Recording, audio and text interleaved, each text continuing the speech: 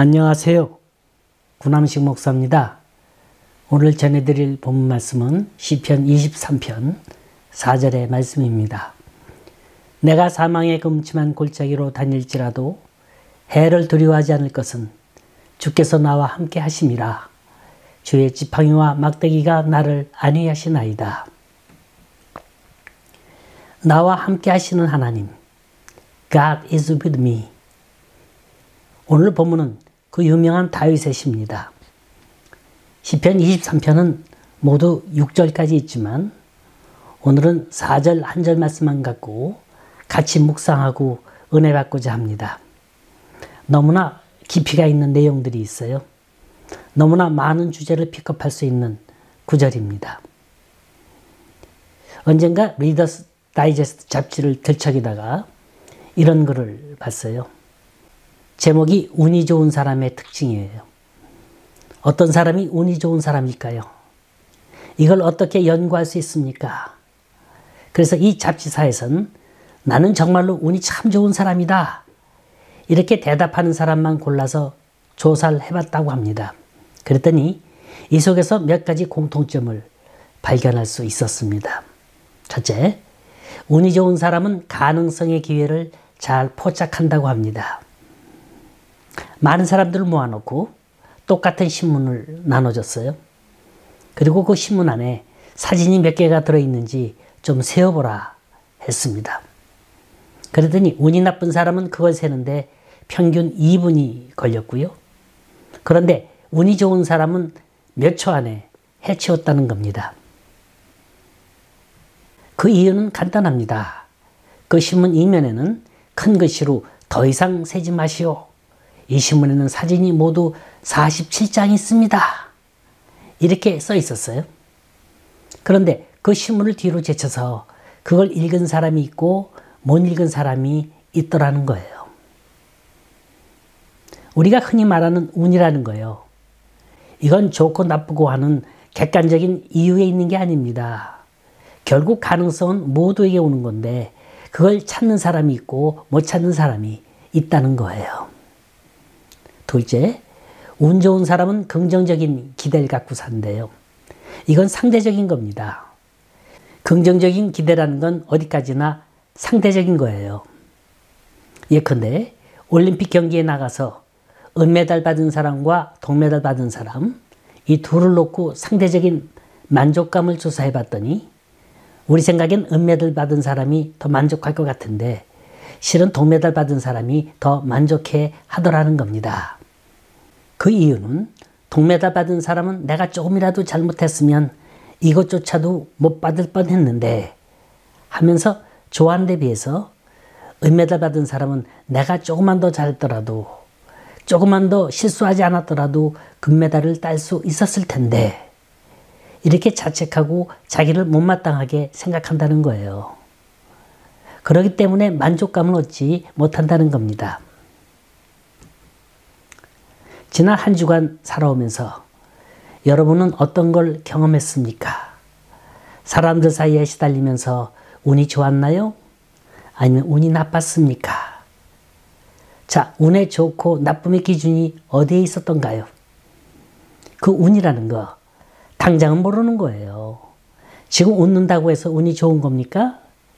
지금 기쁘고 지금 만족하다고 해서 운이 좋은 건가요? 아니에요. 나중이 좋아야 돼요. 끝이 좋아야 합니다. 최후에 없는 자가 정말로 운이 좋은 자인 거예요. 이 운이라는 건 현실을 보는 게 아니라 미래를 보는 거예요. 영원성을 보는 겁니다. 오늘 웃고 내일 운다면 그게 무슨 소용이 있나요? 오늘 100만 불짜리 로또에 당선해서 웃다가 몇 년 후에 가정이 풍지박살나고 쪽박차고 후회한다면 그게 무슨 소용이 있나요? 반대로 지금은 운이 나쁘다 할지라도 오히려 나중에 보니까 그게 더 좋은 기회가 될 수 있다는 겁니다. 실패는 성공의 어머니라 그랬어요. 그 당시엔 나쁜 경험처럼 생각되더라도 나중엔 얼마든지 좋은 기회 나올 수 있다. 이렇게 긍정적으로 살아가는 게 인생의 지혜인 겁니다. 그렇기 때문에 어떤 일을 당했을 때 그 일 자체보단 그걸 경험하는 내 마음의 자세, 내 감정의 다스림, 이런 게 오히려 더 큰 작용을 하는 겁니다. 세 번째, 운 좋은 사람의 특징은 불운을 행운으로 바꿀 수 있는 유연한 사고방식을 갖고 있다는 겁니다. 그 대표적인 사람이 요셉이죠. 요셉의 별명이 뭐라고요? 꿈꾸는 자. 그러나 그 꿈 때문에 그 형들이 요셉을 시기하고 미워합니다. 전 그 형들이 요셉을 미워한 게 그 꿈 때문은 아니라고 봐요. 일종의 사랑 싸움이에요. 이복 형제들 간의 갈등입니다. 아버지 야곱이 부인을 넷이나 뒀기 때문에 엄마가 다르다 보니 형제들 간에 서로 미워하고 시기하는 거예요. 누구든지 그래요. 한 사람이 유달리 사랑받고 나머진 미운 털박이, 관심밖의 사람, 있으나마나한 존재. 그렇다면 그 한 사람은 나머지에 의해서 언제나 코너에 몰리게 돼 있는 겁니다. 요셉은 일부 다처의 대가족에서 일어나는 불행한 사람의 하나일 뿐입니다. 요셉이 어린 나이에 애굽의 종으로 팔려갔어요. 그 일 자체가 불행이에요. 또 형들이 그를 종으로 팔았다는 것도 엄청난 충격이요 상처입니다. 만일 요셉이 자신의 불행한 현실을 한탄했다고 해보세요. 성서 속에 그의 이름은 기록조차도 남기지 않았을 거예요. 허나 요셉의 위대함은 자신의 불행을 하나님께서 오히려 행운으로 바꿔주셨다는 거예요. 이걸 알고 있었습니다. 훗날 요셉이 애굽 총리가 되어 그 형제들을 만났을 때 한 유명한 말이 있지 않습니까? 형님들, 당신들은 악으로 이 일을 행하였으나 여호와께서 이것을 선으로 바꾸사 많은 사람을 구원하게 하셨나이다. 여러분, 내 형편, 내 처지, 내 신세 이런 거 마음으로 생각하는 것도 좋지만 이걸 믿음으로 어떻게 시인하느냐, 고백하느냐가 더 중요한 거예요. 우리가 힘들 때, 정말로 사면초가할 때 어떤 말 합니까? 아, 짜증난다, 죽고 싶다, 못 살겠다, 앞이 캄캄하다. 이 모든 말들은 내 마음 상태를 나타내는 말들이에요. 하지만 믿음의 세계에선 이게 다 불신의 말들인 거예요. 주님은 나더러 살라 하시는데 왜 우리는 죽겠다고 합니까? 옛날 베트남에 파병됐던 주월 한국군 사령관 최명신 장군의 얘기입니다. 이분이 6.25 전쟁 때 한 번은 정찰 나갔다가 인민군에게 포위됐어요. 아, 이제 끝났구나.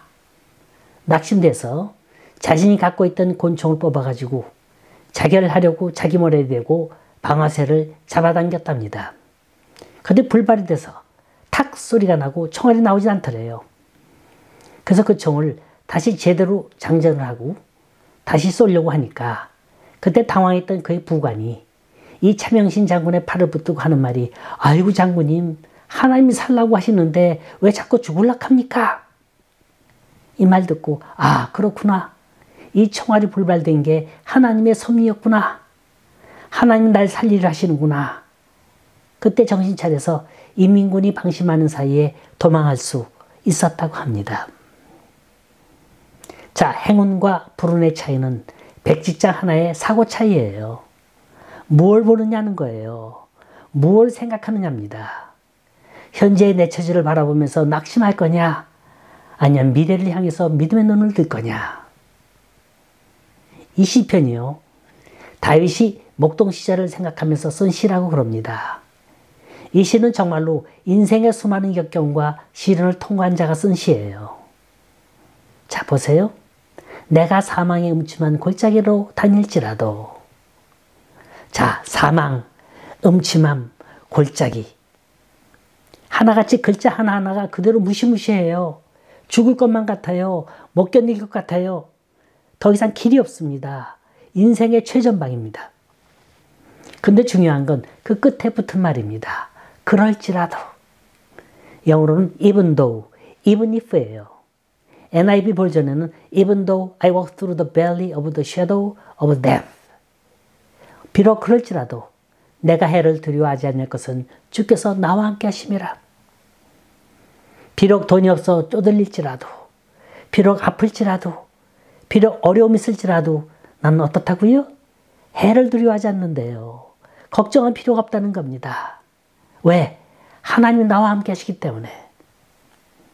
여러분, 실패보다 나쁜 건 좌절이에요. 미국엔 연중 무휴 24시간 뉴스 전문 채널 방송국이 있습니다. CNN이 바로 그거예요. 이 방송국은 누가 설립했고 어떤 사연이 있는지 아세요? CNN의 창설자는 테드 터너라는 사람이에요. 1937년 오하이오주에서 태어났습니다. 그는 하버드 대학에 들어가려 했지만 실패했어요. 대학 진학을 못했습니다. 그래서 조지아주 아틀란타시에서 간판장이 노릇을 했습니다. 그런 침체의 시절에 그의 아버지는 사업의 부진을 비관해서 자살을 합니다.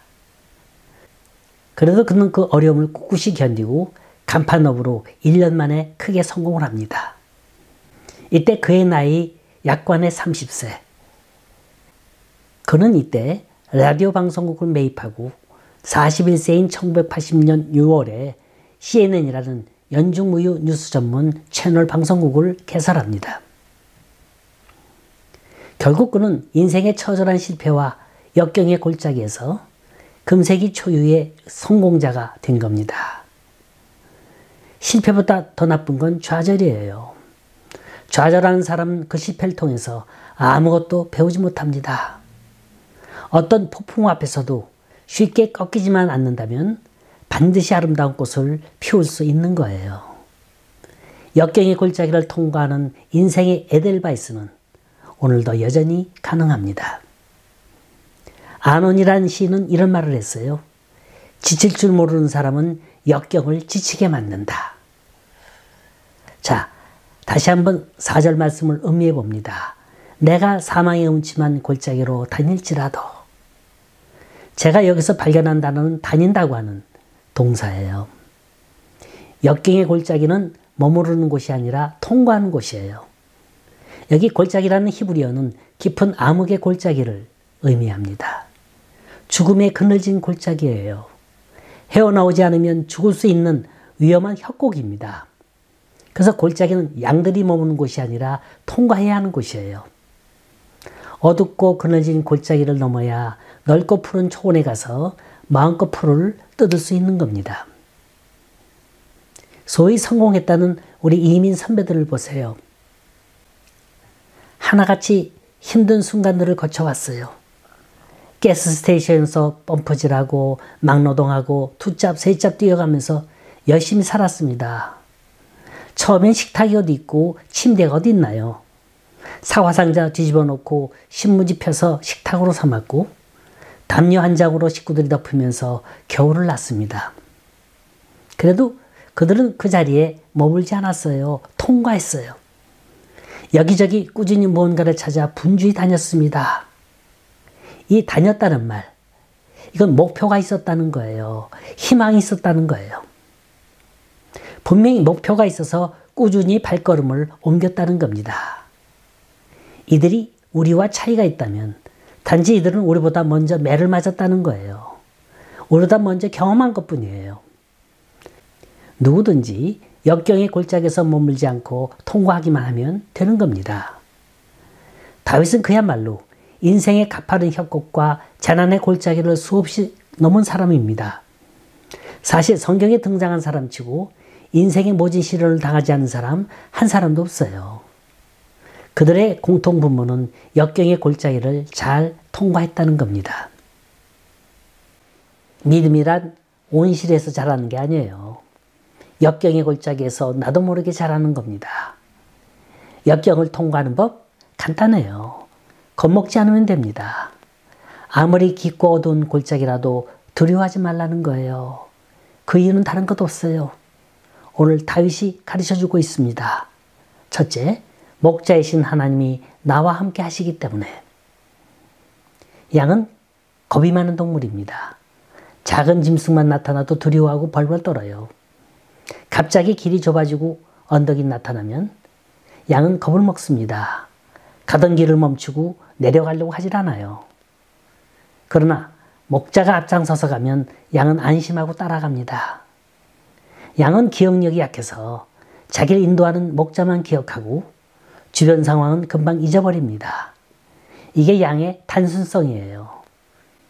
양은 목자가 함께 하고 있음이 확인되면 더 이상 두려워하지 않고 마음껏 활보하고 다닙니다. 이처럼 들판에서 양을 키우며 삶의 진리를 터득한 다윗은 인생의 어떤 골짜기에서도 하나님이 친히 함께 하심을 확인했습니다. 그래서 그는 이렇게 아름답게 노래합니다. 내가 사망의 음침한 골짜기를 다닐지라도 해를 두려워 아니할 것은 주께서 나와 함께 하심이니라. 우리가 담력이 좋아서 어둠의 골짜기를 통과하는 게 아니에요. 주님이 함께 해주시기에 죽음의 골짜기도 통과할 수 있는 겁니다. 여러분, 역경의 골짜기는 결코 혼자 통과하는 게 아니에요. 삶의 어려운 순간은 결코 혼자 걷는 게 아니라는 말입니다. God is always with me. 하나님 항상 나와 함께 하십니다. 요람에서 무덤까지, 태어나서 세상 끝날까지 어떤 그늘진 골짜기에 있든지 거기서도 주님이 함께 하심을 믿으시기 바랍니다. 지금 우리 앞에 놓인 인생의 깊은 계곡이나 넘지 못할 장애물은 무엇입니까? 역경은 어떤 거라 했죠? 머무는 곳이 아니라 통과하는 거라 그랬습니다. 자, 그 앞에서 절대로 절망하지 마세요. 외로워하지도 마세요. 왜냐하면 그 길은 혼자 가는 길이 아니에요. 하나님이 나와 동행하시고 있습니다. 두 번째로, 우리가 두려워하지 않는 건 하나님이 보호해 주시기 때문입니다. 어느 주석에 보니까 4절에 토를 달기를 God's presence and God's protection이라고 그랬어요. 글자 그대로 하나님이 내 곁에 계시고 나를 보호해 주신다는 뜻입니다. 여기 보면 음침이라는 단어가 있어요. 영어로는 shadow예요. 그늘, 그림자란 뜻입니다. 참 멋있는 표현이에요. 우리가 인생의 험난한 골짜기를 통과할 때 어두운 그림자가 뒤덮어요. 보기만 해도 겁나요. 캄캄해요. 답답해요. 어두워요. 춥습니다. 하지만 이 그림자의 정체만 알면 걱정할 것 없는 거예요. 그림자는 항상 실체보다 큽니다. 그림자는 크기만 할 뿐 허상이에요. 크게 보일 뿐이지 아무것도 아닌 거예요. 마찬가지로 두려움이란 항상 실제 문제보다도 크게 느껴지는 것에 불과합니다. 정작 사람들이 염려하고 걱정하는 건 실제로는 85%가 전부 허상이에요. 일어나지 않는 일입니다. 공연히 미리 겁먹고 미리 짐작하고 미리 염려하는 거예요. 이게 다 그림자예요. 그림자는 우리를 상하게 할 수 없습니다. 그림자는 실체가 없는 허상이에요. 그게 우리를 잠깐 두렵게 할 수는 있지만 상처 줄 수는 없는 거예요. 그림자는 단지 그림자일 뿐입니다. 대나무는 씨앗을 심은 후 4년 동안은 아무것도 보이지 않는다 그래요. 5년째부터 대나무는 25m 높이로 자란다 그럽니다. 4년 동안 모든 성장은 보이지 않는 땅 속에서 이루어진다 그래요. 전 대나무의 기적을 믿습니다. 대나무는 보이지 않는 곳에서 충분히 양분을 섭취한 후에 어느 날 갑자기 하루가 다르게 성장하는 거예요. 그렇기에 대나무는 한번 자라면 쉽게 부러지지 않습니다. 여러분, 당장 눈에 보이지 않는다고 실망하지 마세요. 당장 손에 잡히는 게 없다고 한숨 쉬지 마세요. 그 사이에 우리는 잘하는 게 있어요. 우리 인격이 자라고 우리 믿음이 자랍니다. 믿음으로 사는 사람은 지금의 내 모습을 바라봐서는 안 됩니다. 믿음으로 뭘 하겠다는 사람은 긴 안목으로 봐야 합니다. 적어도 20년, 30년, 아브라함이 아들 얻기 위해서 25년을 기다렸듯이 모세가 그 백성이 가나안 땅에 들어가게 하기 위해서 40년을 기다렸듯이 기다리고 기다리는 겁니다. 이게 무슨 뜻이겠어요? 하나님이 하시는 일은 당장 어떤 보답이 있는 게 아니에요. 당장 열매가 나타나는 게 아니고 긴 안목으로 봐야 합니다. 그 길이 어떤 길이든 하나님이 함께 하십니다. 그 일이 어떤 일이든 하나님이 함께 하십니다. 다만 우리는 먼저 그의 나라와 그 의의를 구해야 합니다. 하나님의 뜻에 합한 자가 되어야 돼요. 아무리 사망의 음침한 골짜기로 다닐지라도 하나님과 동행하여야 합니다. 그래야 길이 열리는 거예요. 지금 우리가 사는 삶의 현장을 보세요. 만나는 사람마다 대부분이 힘들대요, 어렵대요, 아프대요, 피곤하대요. 근심 걱정이 끊이질 않는답니다. 말 그대로 사망의 음침한 어두운 골짜기죠. 가도 끝없는 사막을 가고 있는 것 같습니다. 그 길 갖고 어디로 가야 할지 정말로 분별하기 어려운 상황입니다. 그래도 해받음을 두려워하지 않는 건 누가 있기 때문이라고요? 하나님이 함께 하시기 때문에, 선한 목자이신 예수님이 함께 하고 계시기 때문인 거예요. 마지막으로 하나님은 나의 지팡이가 되고 막대기가 되어 주십니다. 지팡이는 양이 웅덩이에 빠졌을 때 그걸 내밀어주는 역할을 하고요. 막대기는 양이 울타리를 벗어나거나 딴짓을 할 때 때려주는 회차리 역할을 합니다. 이 회차리나 막대기는 다 사랑의 표시예요. 어두운 골짜기를 통과하는 데 있어서 없어서는 안 되는 것들입니다. 지금 우리에게 절실히 필요한 게 뭡니까? 때려주는 막대기인가요? 아니면 건져내주는 지팡이입니까? 막대기는 아파요. 지팡이는 힘듭니다. 하지만 이건 내가 선택하는 게 아니죠. 하나님이 선택하시는 거예요. 우리는 그저 인도하시는 대로, 보호해 주시는 대로 순종하며 따라가기만 하면 되는 겁니다. 아무리 어두운 골짜기를 다닌다 할지라도 우리 어둡게 살지 마십시다. 빛 대신 주님께서 우리와 함께 하십니다. 아무리 힘든 골짜기를 간다 할지라도 그 자리에 주저앉지 마세요. 골짜기는 머무는 곳이 아니라 통과하는 곳입니다. 내가 사망의 음침한 골짜기로 다닐지라도 해를 두려워하지 않을 것은 주께서 나와 함께 하심이라. 주의 지팡이와 막대기가 나를 안위하시나이다.